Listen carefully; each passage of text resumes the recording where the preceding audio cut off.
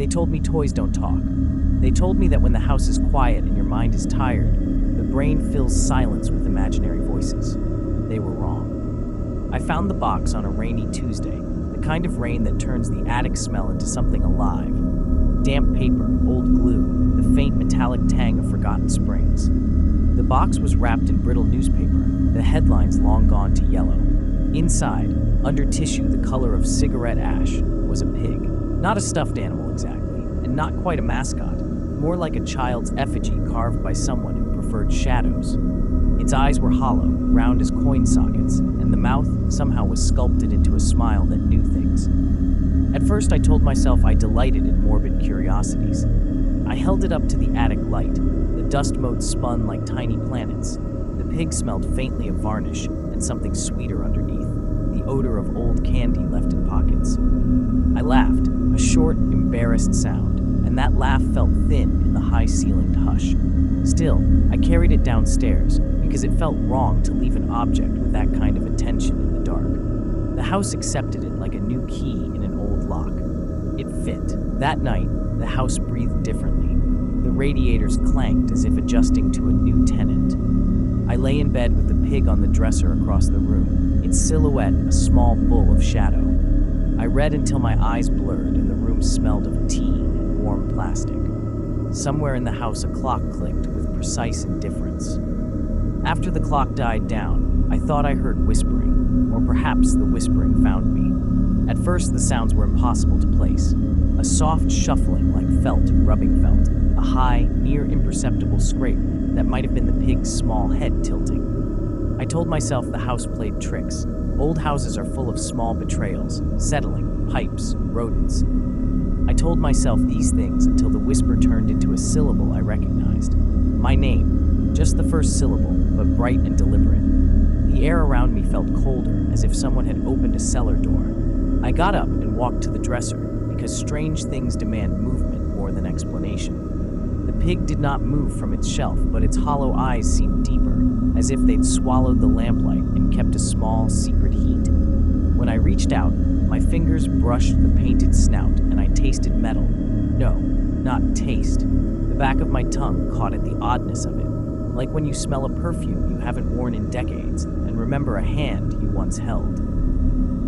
For 3 nights, the noises learned rhythm. A tiny thump at midnight, 3 soft clicks at 2, and the long, slow scrape right before dawn that sounded like nails running along the inside of a throat. Each sound taught my body an anticipatory ache. Coffee at noon tasted like ash. I began to find little things moved. A marble from the jar rolled to the threshold of the playroom. A paper boat I had folded months ago floated, as if by a child's breath, in the sink. Rational explanations lined up like good soldiers. Wind, mice, the cat, but they did not stand up in the light. On the 4th night I heard the voice clearly.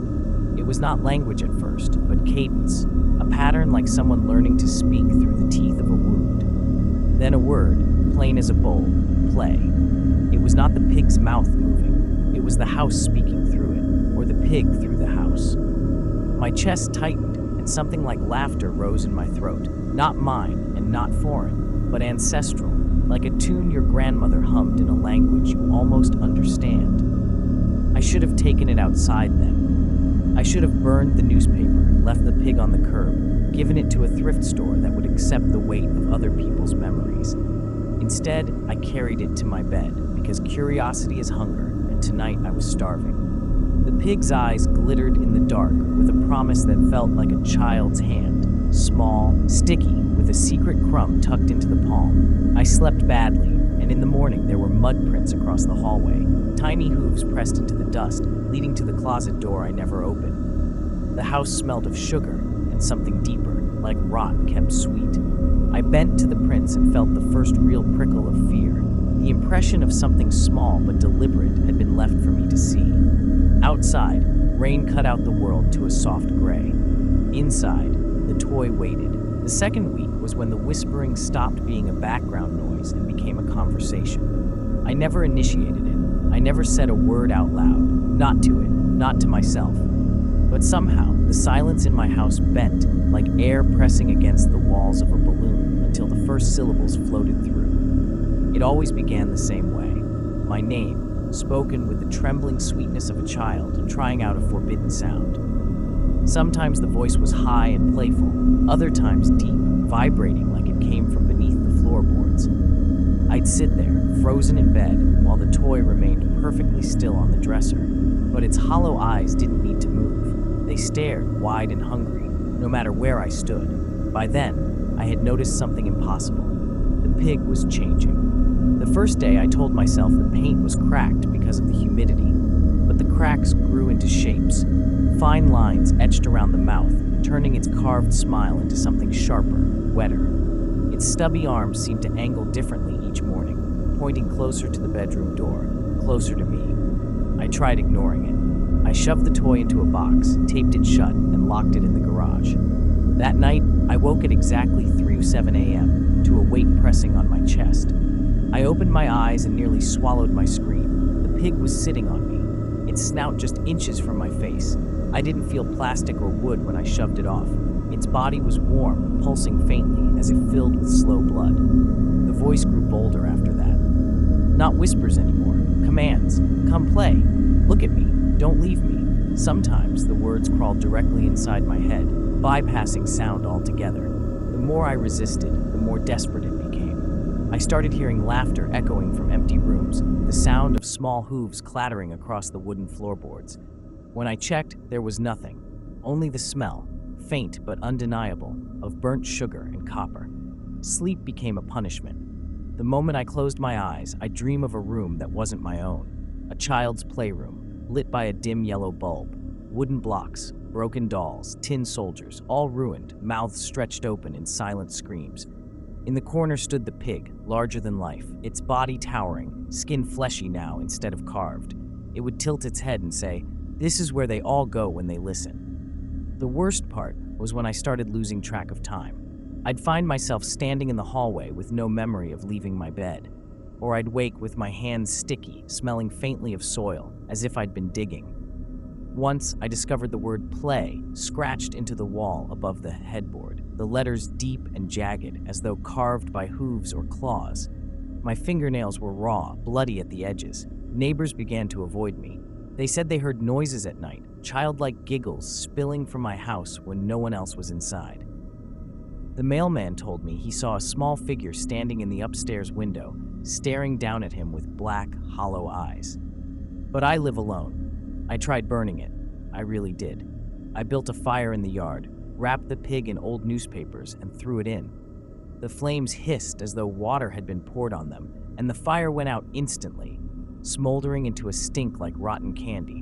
When I pulled the newspaper apart, the toy was gone. Later that night, it was back on the dresser, grinning.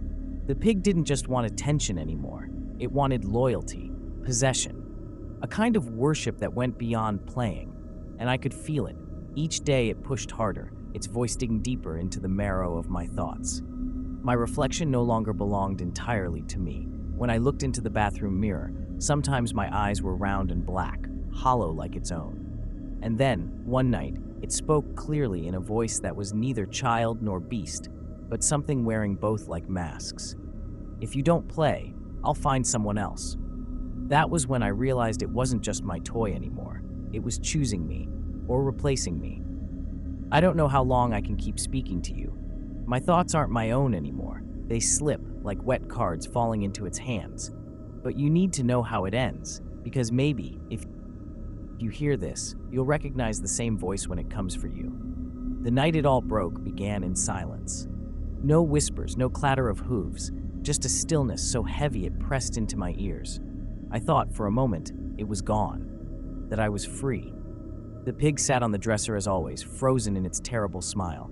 I almost laughed at it, how pathetic it looked, a dusty relic with no power. But then I heard the closet door creak. The prince appeared again, fresh in the dust, leading straight to it.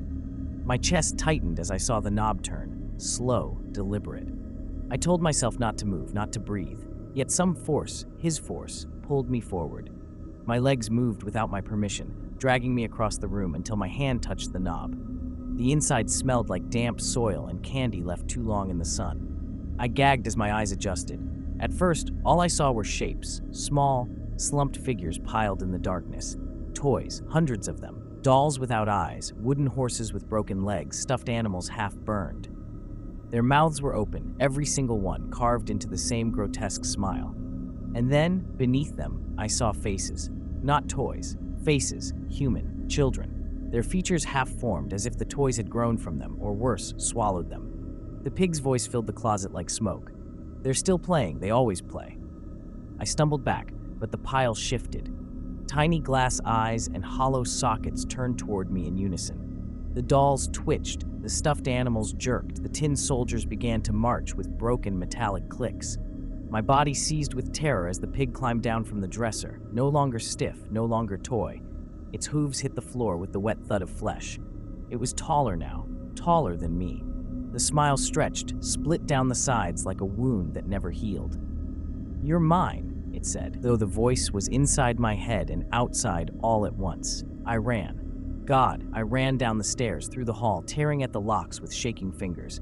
The front door wouldn't open. None of the windows would break. Behind me, the sound of dozens of tiny feet echoed, hooves, claws, wheels, scraping closer, faster. When I turned, the house was gone. The walls melted into a corridor of black. The staircase stretched into an endless slope. The windows were blank squares, opening onto nothing. I wasn't in my home anymore. I was inside its game. And then, silence. When I woke, I was in my bed. Morning light poured through the curtains, soft and harmless. For a fleeting second, I thought it had all been a nightmare, until I saw the dresser. The pig sat there, grinning. Only now it wasn't alone. Every toy I had ever owned, some I hadn't seen since childhood, was lined neatly beside it, all facing me. Their eyes black, hollow. Their mouths stretched in carved, permanent laughter. I don't sleep anymore. I don't eat. I just listen, because now they all whisper at once. Not just to me, but through me. Sometimes, when I catch myself in the mirror, I can see my lips moving when I haven't spoken. They're using me. And if you're hearing this, maybe you already let them in. Because once they speak to you, they never stop.